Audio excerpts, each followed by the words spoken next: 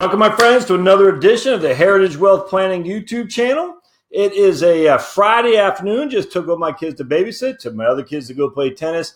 Today is going to be a short video because I want to talk about a follow-up to what I did yesterday with the durable powers of attorney. Today I'm going to talk about living trust and revocable living trust, inter vivos, give me more language, inter vivos trust, revocable living trust, living trust. All of these are synonymous, the exact same thing. And so I'm looking at my client's estate doc. Is this thick again? It's actually fine. It's drawn up fine. They don't need the vast majority of it. But the number one issue that you need to be prepared to answer if you're going to talk to a good financial planner or a good estate planning attorney, and you have a living trust, or you're thinking about setting up a living trust, who is going to be your trustee? All right, so I'm going to explain this now. So how a living trust works is you are a living trust. It all flows back to your Social Security number from tax perspective. Has nothing to do with avoiding estate tax, nothing to do with shielding your assets from Medicare, for heaven's sake. I don't know why you should anyway, but we'll get in that in a different rant. A living trust, all it does, two things in particular. It provides management of the assets that are inside the trust if you're incapacitated. It provides, I got to go back here. Here's my Heritage Wealth Planning t-shirt. It provides management of your assets when you die, after you die, for assets that were funded into the trust. All right. So only thing a trust does, it will provide management of assets to assets that are funded in the trust. I cannot stress this enough. An unfunded trust is not worth this shit of paper right here. It has to be funded, which means the asset that you want to be managed in your incapacity or at your death needs to be retitled so the trust owns it.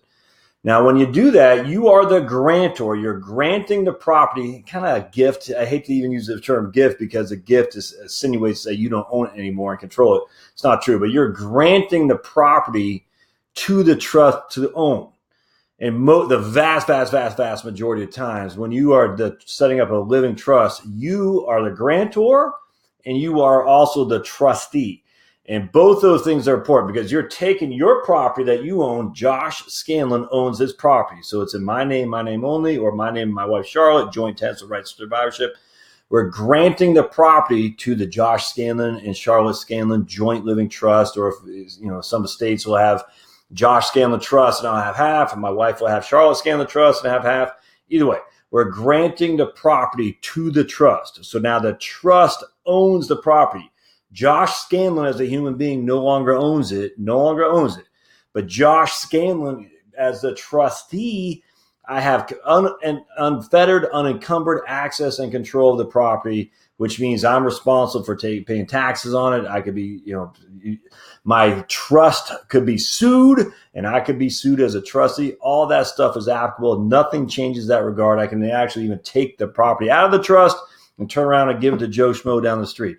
Anything regarding a living trust, if I'm the trustee, I have full unencumbered access to it, full and unencumbered decision of what to do with it. I still have to pay 100% property tax, 100% income tax, capital gain tax. I still own it.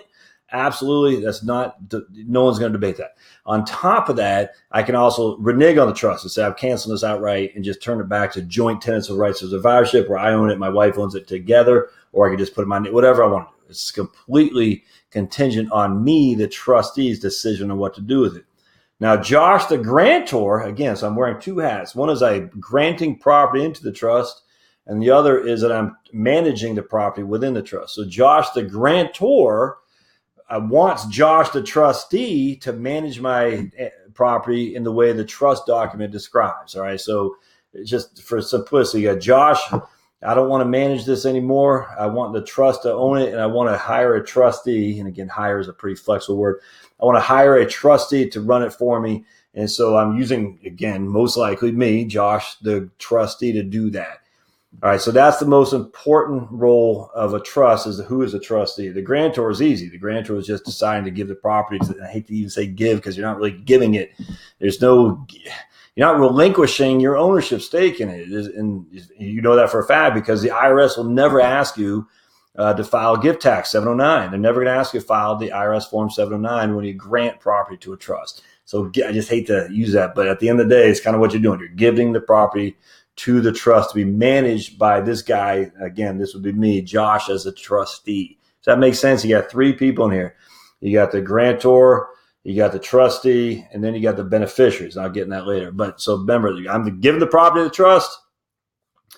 The vast majority of the time, I am also the trustee, and I'm managing the property. I can do whatever I want. And it all flows back to my 1040. So you're not doing anything from a tax perspective. Nothing changes in that regard. Now, real property on real estate, there could be a little bit in terms of county courthouse needing different titling. That's completely contingent on the bank. A lot of banks, if you're refinancing, you got to pull it out of the trust, put it back in your own name before you refinance it. Is a pain. But at the end of the day, nothing changes in that regard. But when you talk about just regular assets, intangible assets, CDs at the bank, mutual funds, whatnot, you just retitle them into the trust, easy as pie. All right. So that's what the first two things. You got the grantor and you got the trustee. Then you got the beneficiaries, and I'm going to push that off to the side for just a second. The most important thing of a living trust is not these two people, the grantor or the trustee, because typically you're going to be both. You're going to be the grantor and you're going to be the trustee. The most important person or persons in the plural are the successor trustees.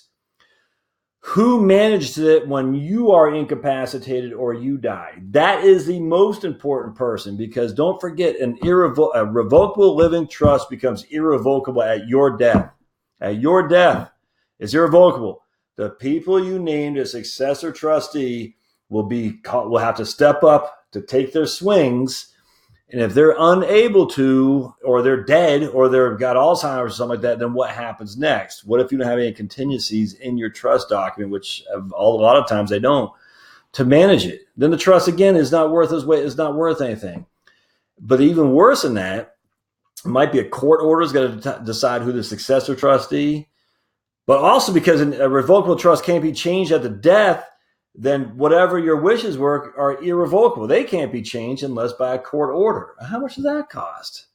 How much time and energy is that going to be spending? So I'll give you an example. Let's say you name two successor trustees. Previous marriages, one successor trustee from husband's side, one successor trustee from wife's side, and you're saying we're going to name them as co-successor trustees. Well, how do decisions get made? Because remember, it's irrevocable at your death. Well, whatever the trustees decide is how decisions can get made. But what if Bob over here and Jane over here, they don't agree? A lot of times you're going to have unanimous consent. So if you have two successor trustees as unanimous consent, and Bob and Jane don't agree, nothing is done. And that might not be the worst thing. So a lot of times you have a trust document that says we're going to have three successor trustees, and then it'll be not unanimous, but just majority rule. Well, you can see where that's going. So you got Bob, Jane, and Joey. What if Jane and Bob like something, Joey doesn't like it, and now Joey's ticked off at the world because he feels like he's odd man out, and he doesn't agree at all with what Bob and Jane are doing. Especially if it's two different marriages. What if Bob and Jane are on one side and Joey's on the other side, and they're just basically saying we're going to take advantage of this to all we can to kind of minimize Joey's interest in it, to be honest, minimize his management stake, because it's majority rule. Too bad for you, Joey. We're taking over this. Sue us. And they're going to say Bob and Jane have the legal rights according to the trust in which to make majority rule decisions. Joey, you're odd man out. Too bad. So sad. A lot of times I've seen you have three trustees from marriages, and it's unanimous consent there too. So now you got Bob and Jane over here, Joey over here. Joey feels like he's getting shirked. Joey says, I'm never going to make an agreement to these guys. These guys are scoundrels anyway. Regardless of what you think, it may or may not be right. What gets done then? Nothing. What if tax laws change? And all of a sudden now you have to do law. So remember here, tax laws change. All of a sudden, that trust is now irrevocable and cannot be adapted to new tax laws unless potentially your provisions in the trust say your successor trustees can make changes according to whatever they feel appropriate to keep the property as valuable as possible during any tax law change, administration change, whatever. But now it takes a unanimous vote of 3. And Joey over here feels he's odd man out. He's like, I'm not doing that. You have nothing else to spite Bob and Jane. You think that doesn't happen? Oh, yes, it does, my friends. Yes, it does. So now all of a sudden we're back to late 2012. Obama and Boehner, instead of doing what they did, which is good for America, which they came to an agreement on tax policy, can't come to an agreement. What happened to sunset provisions of George Bush's tax law he signed in 2003?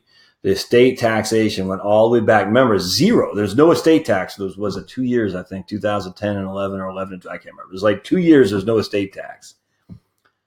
Previous to that, in 2002, the exemption was $675,000. That's it. $675,000. The estate tax back then was 55%. So now Jane and Bob are seeing it one way. Joey's seeing it another way, and Joey feels like he's odd man out. Obama and Boehner can't get the agreement on a tax law. 2013 comes along, and all of a sudden, the tax laws were based on 2002. Now, what happens too? Distributions from the trust need to be made. Someone's got to make those distributions. Well, it's the successor trustee. Successor trustees can't decide on what to do. The distributions stay in the trust. If the distributions stay in the trust, capital gains, interest, or dividends, if they are not distributed or distributable net income, DNI, if that is not moved from the trust to people, beneficiaries, and it's retained in the trust, do you know what the tax rates are for a trust income? It's the highest taxes in the land, only $11,000 of retained income, or $12,000, whatever it is, I don't even remember. But if this was the case that'd be back in 2002. I have no clue what it was. But just right now, today, income that is retained in the trust, anything above $12,000, give or take, something like that. It's like $12,200 or something. Anything that's in the trust that's retained, that's not distributed, is taxed at the highest tax bracket in the land. $12,000, my friends. $12,000. All it takes, if you have a mutual fund account in there, have a large capital gain distribution.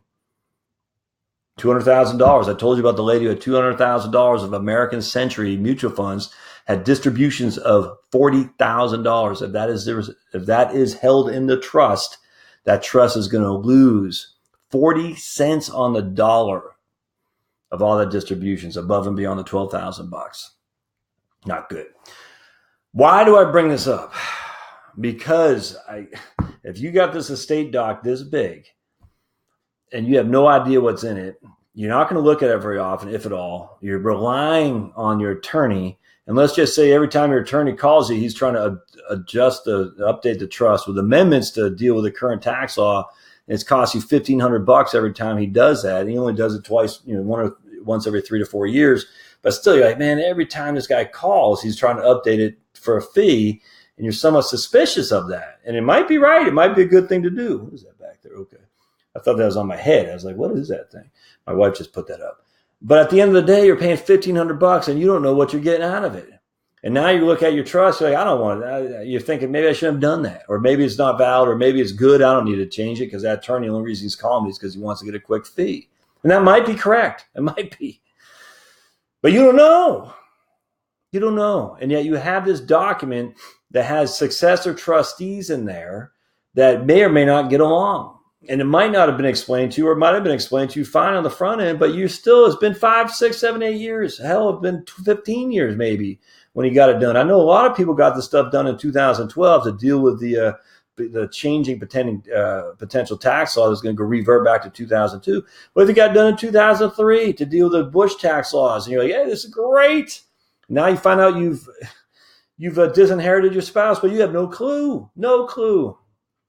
Or even worse, what if you didn't put any money into the trust, any assets in it anyway? Then you have this big document that's irrelevant anyway. That's probably sometimes the best case scenario, just your own ignorance of not funding the trust.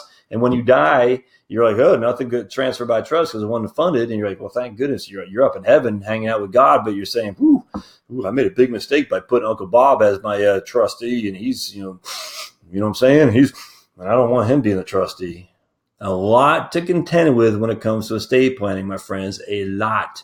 The successor trustee, who is that person? So let me ask you, you have a trust, a living trust. Who is a successor trustee? Where does that person live? Is there a co-successor trustee? Is your successor trustee still applicable? That's not the word I'm looking for. Still up to snuff in order to manage your affairs during your incapacity or at your death. It might just be your spouse. That's fine. Your successor trustee, more power to him or her. Who's the successor trustee after that person, though? Because a lot of times your spouse will be your co-trustee and on the front end. So a lot of people, they kind of look at Josh gets incapacitated. My wife steps in as a co-trustee. It's not really a successor trustee. It's more than semantics, but some people think that's a successor trustee. It's not. The successor trustee is who kicks in after the two or the original trustees are gone or incapacitated. Where does who is it? First of all, who is your successor trustee? What's the stipulations for that person to act on your behalf during your life or at your death? Is there a co-successor trustee? Do those two people, if there are, what's the provisions for them to be able to make decisions? Is it unanimous? Is it majority rule? What is it? Where do these people live? Does one live in Montana? One lives in Texas? That'd be kind of a challenge. What happens if those people are hurt? Who's a successor trustee to them? So much to think about here. And I'm not saying don't get a living trust, but if your estate isn't that big and your whole point is to try to avoid probate, man, there's so many different ways to do this. Yes, incapacity is probably the number one reason you should, probably one of the number one reasons you should get a living trust. But durable powers of attorney, like I talked about yesterday, can handle all that for us. What are we at here? So, I'm not saying don't do it. I'm just saying at the end of the day, what are we trying to accomplish? If it's just simple probate avoidance, no way. If it's to manage your accounts while you're incapacitated and your estate isn't that big, durable powers of attorney can do that just fine. If it's to manage it at your death because you're worried about some crazy ex-spouse of your daughter or something like that or whatever, I'm just throwing stuff out there. Yeah, then a trust makes sense because you want to make sure that crazy ex-spouse or crazy spouse even doesn't get access to your hard-earned cash. Absolutely. All right, so just answer those questions. Who is your successor trustee? Where does that person live? Are there two successor trustees? How do they operate? What do they got to do to manage your trust in your incapacity or at your death? All stuff that's important to know. Has your trust been updated with the changing tax laws? Heaven forbid you did a trust in 1999 and haven't updated. I'm telling you right now, you're wrong. You are wrong. That trust is way out of whack and it needs to be updated. Absolutely. Lastly, who has your trust been funded? What are the assets in your trust? What are the assets in your trust? And if you're not really sure, I'd encourage you highly to look into that for sure. All right. Hope you have questions. If you need help with all this, by the way, I don't ever say this. You just go to the website or call me. I can help people. I charge fees for it for sure. But by all means, if you want to talk about it, I'll talk to you in blue in the face. I love doing this stuff. If you have estate docs that are this thick and you haven't looked at it in a long time, my goodness, you don't have to talk to me. Find a good financial planner. Just say, hey, I'm going to put this on your desk. I want you to look at it. I'll come back and collect it in a couple of days. I'm going to go on a limb here, but I would go to a good financial planner who's competent to read estate docs before I went to an attorney. 80 times out of 100, maybe 70 times out of 100. And the reason for that is because I do worry that some attorneys are going to be very keen on redrawing the stuff, drawing up amendments or codicils. Is it codicil? Yeah, a codicils for a will and amendments for a trust. And I don't have I literally don't have a problem with that. I just wonder. I don't know. I'd have to put that back on you. I think going to a financial planner who's competent, who can read the docs and say, hey, look, this is what I see. Here's the ways to plug the holes. I can't do it for you because I'm not an attorney, but we'll go talk to somebody who is an estate planning attorney and they can do that for you. Again, that'll be for a fee too. I think it'd be worth your while, certainly worth your money. If your estate isn't that big, I'll just throw a number out there, $1 million or less.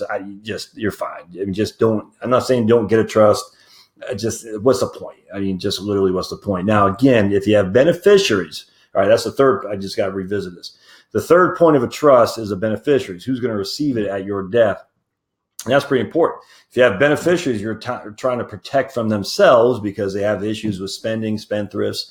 They have issues with giving it away to too many people out there.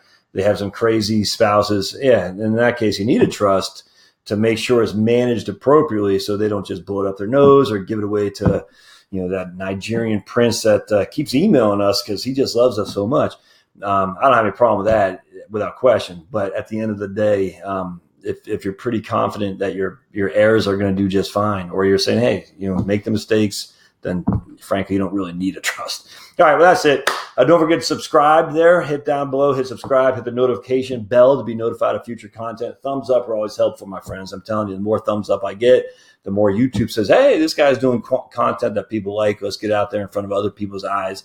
And again, don't forget to put comments down below. I'd like to hear your history with trust documents, estate planning attorneys, even financial planners.